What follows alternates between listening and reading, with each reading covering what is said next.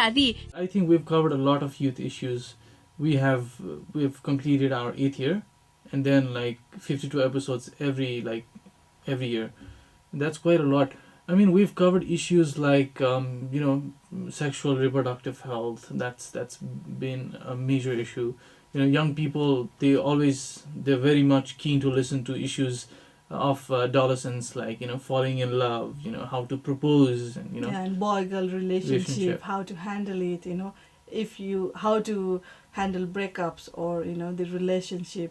And Yeah. we also do talk about some of the social issues like HIV and AIDS, environment, conflict, peace building process, and responsibility of young people in the process. Right. Even like family problems. Even it starts from very minor things like how you look and all, to building up the nation. Young people's responsibility in building up the nation. So it's quite a huge range of topics, I should say. When we started this program 8 years back, it was a huge controversy because we had a male and a female host, and issues related to sexual reproductive health or safer sex or boy-girl relationship.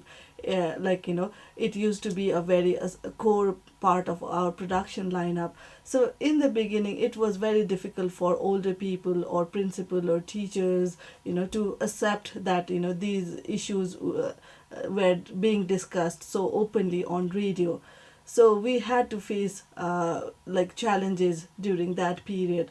But I think during this phase, we've also learned to be learn to balance these things about how we present it. And in a way, like while we are imparting life skills to young people, I would say we are also learning it to reflect the life skills that we know in theory, to reflect it in our behavior. So through that process, I think we've been able to normalize these things in Nepali context after Yeah. 8 years of broadcast now. Yeah, and I think we've been successful to some extent, because like 8 years back there weren't many programs that would talk about like sex, sexual reproductive health. Ours was the first one. First one, right? And then now there are so many programs, doing the same. So I think, and the society, they've accepted these kind of programs, which was not the case previously. So I think we've succeeded to some extent to normalize these kind of issues. Even when we visit like schools, in the rural areas, there we find people, young people, boys and girls. Nowadays, they sit in the classroom together in one bench, one chair, and they say like, if Vinita and Binayak and Kaustuv can do it in the radio program, why can't we? If they talk about our curiosities regarding sexual reproductive health, why can't we do that? So we take it as one of the achievement of our radio program.